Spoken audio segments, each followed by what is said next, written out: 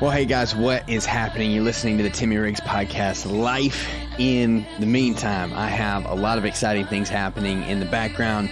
I'm getting prepared for the Meantime weekend. That is just 2 weeks away. I can't believe it. There'll be 11 guys going with me to a cabin in Broken Bow. And as I've been saying, the bottom line is it's going to be 3 days where we focus on encouraging, celebrating, and challenging one another. Ultimately, it is saying, we know there's more in us. We can grow. There are practices we can put into our life that can help us become exactly who we know we are called to be.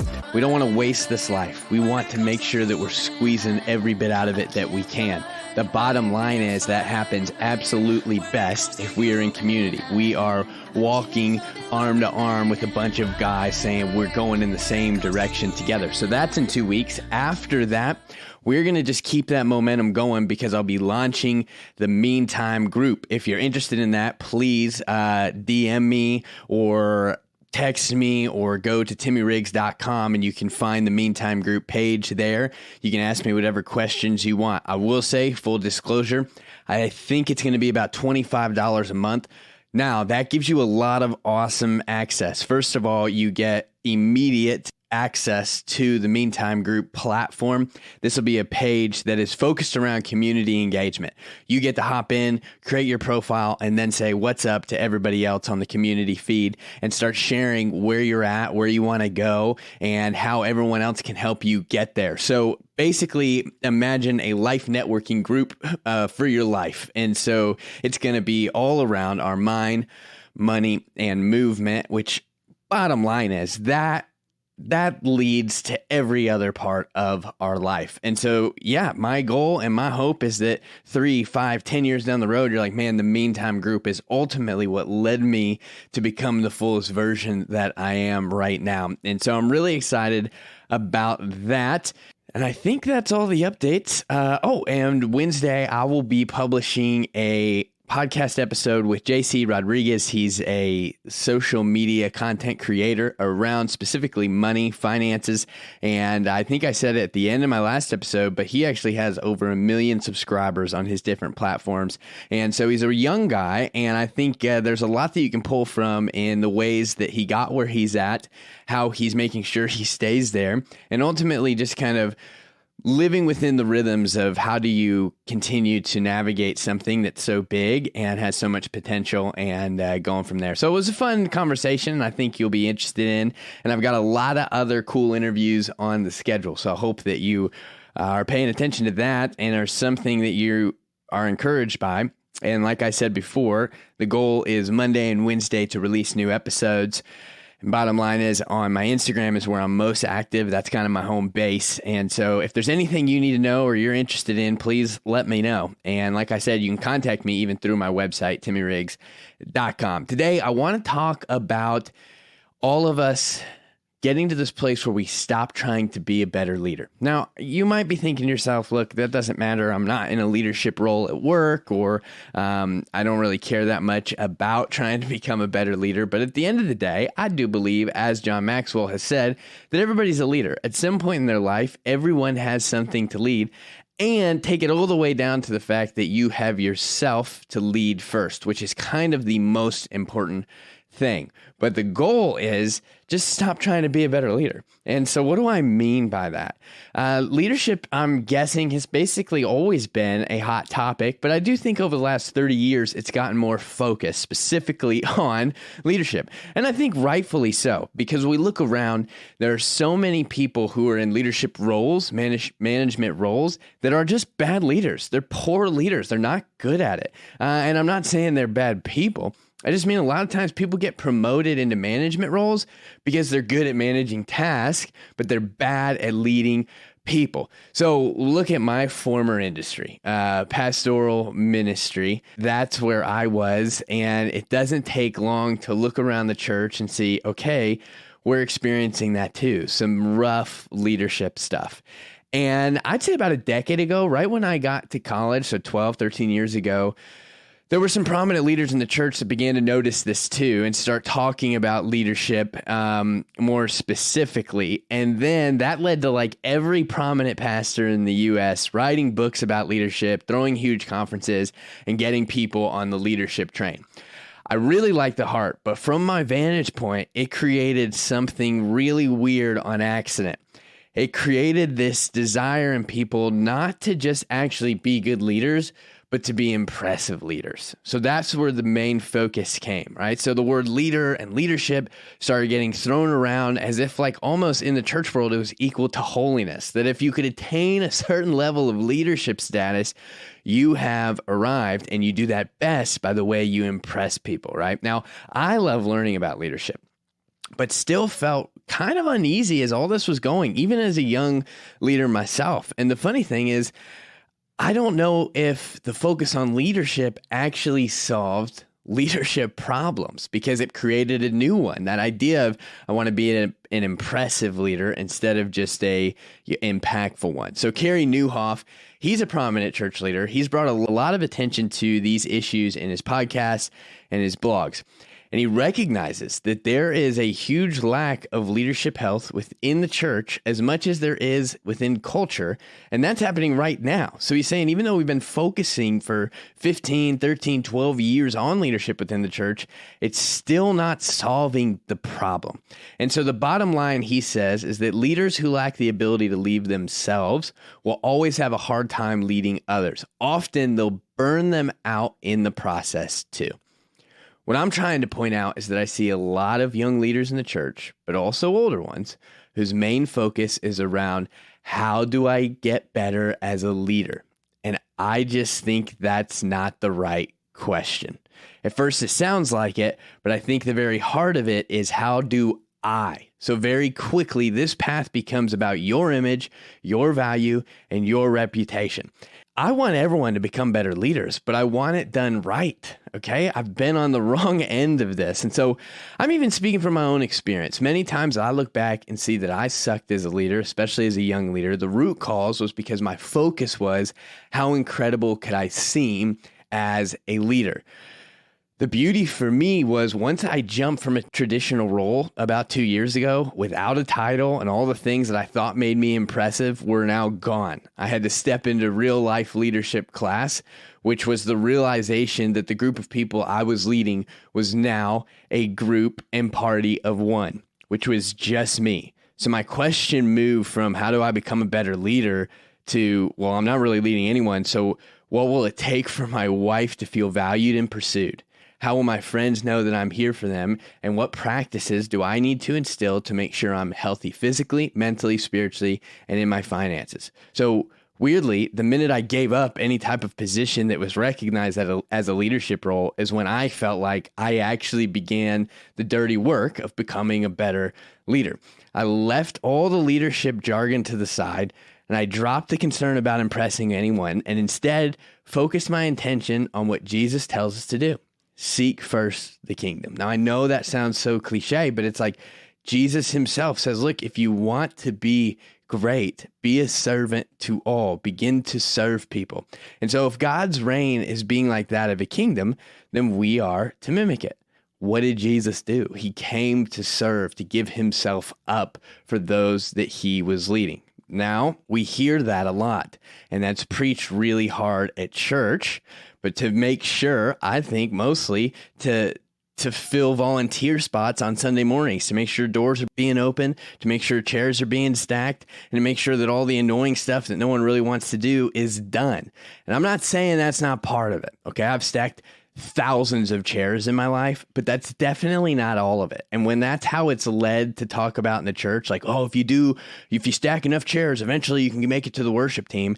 That's not the point. That's not the point of seeking first the kingdom. That's not the point of serving people. That's just missing the mark. All right. So if the goal is actually, well, I really want to be a better leader because I want to influence people around me to a better life, to a better future, then we've got to look at it kind of differently, right? So let's break it down. If we are looking at God's kingdom as it's breaking in and we're called to mimic the king, how does a kingdom work? Okay, let's break it down really, really small, right? Let's say there's a kingdom of 100 people.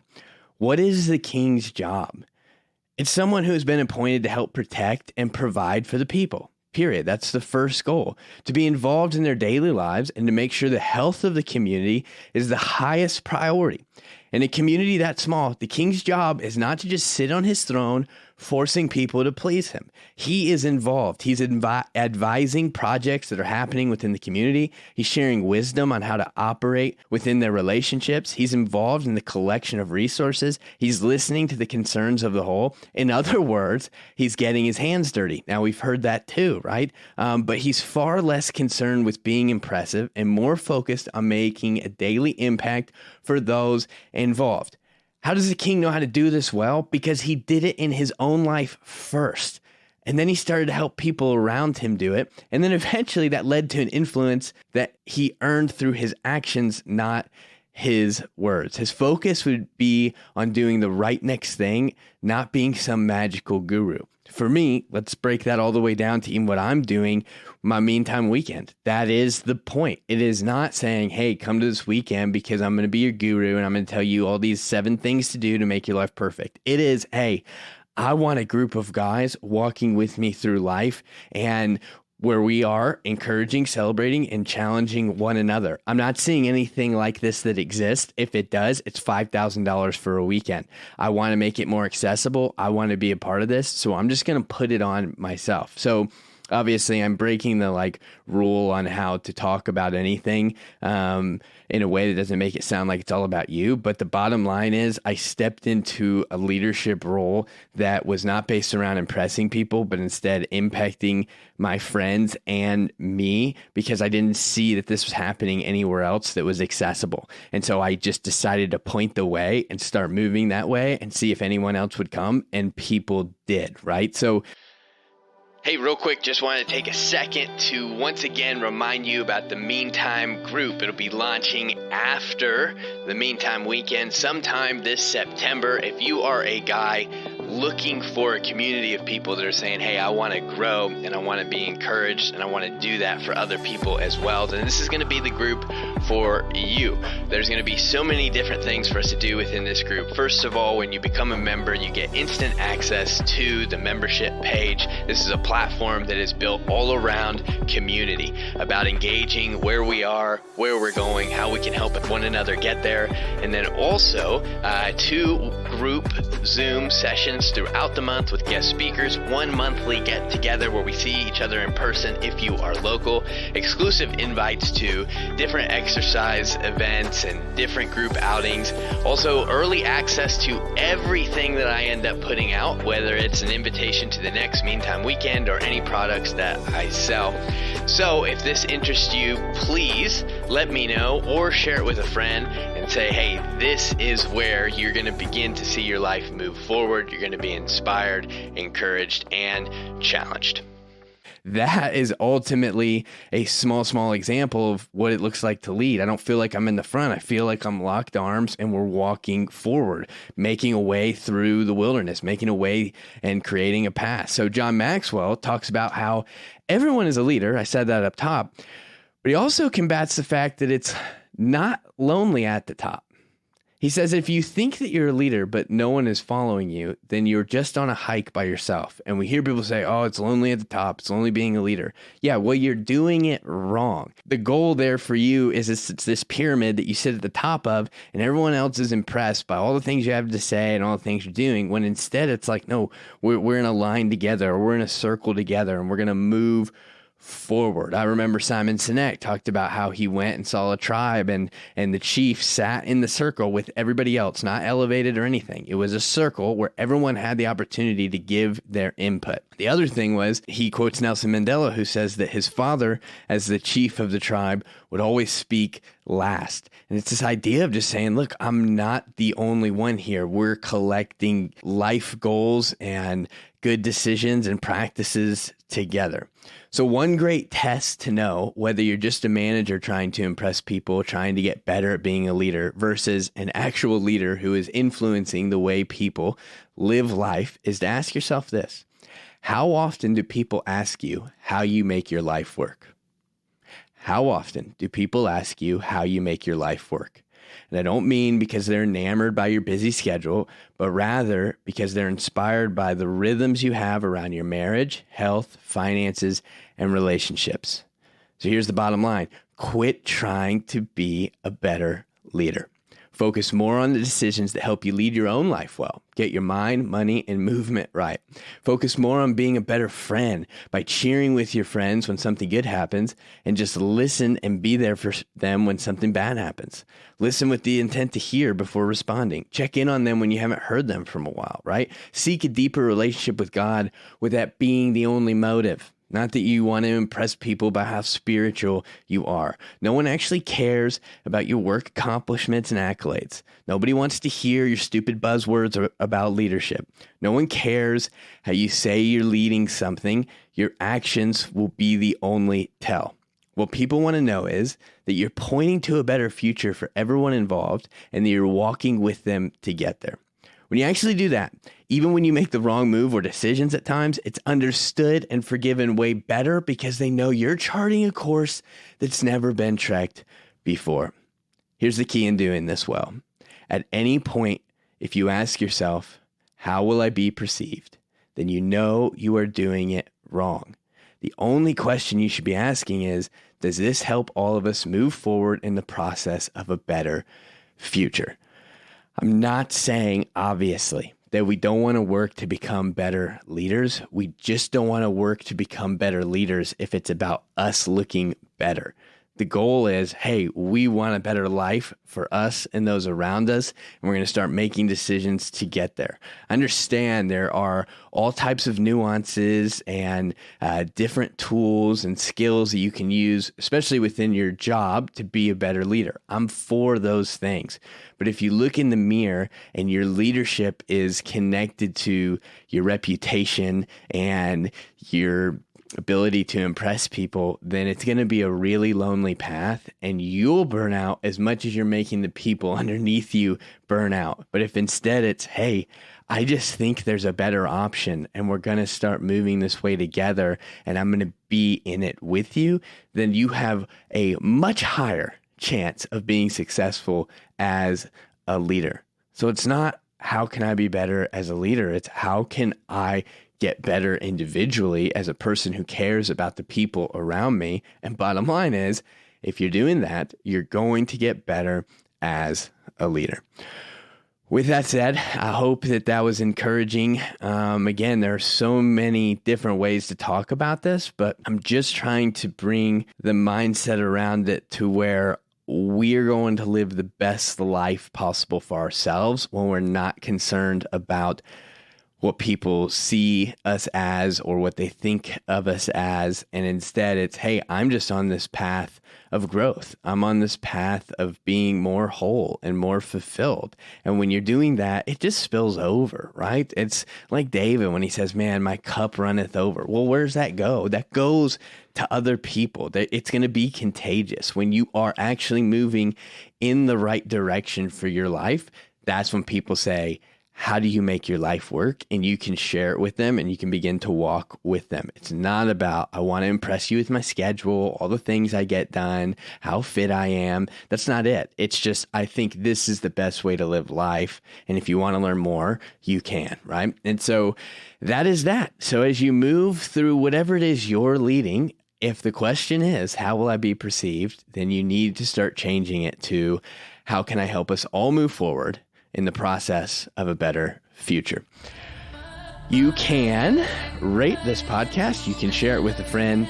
You can find me on my website, TimmyRiggs.com, or on my socials at Timmy_Riggs for Instagram, Timmy Riggs at Facebook, YouTube. Still trying so hard to figure out a good rhythm there. If you have any questions about the other things I have coming up, please let me know. And I hope you have a great day. And in the meantime, I hope you enjoy the here while you're trying to get there.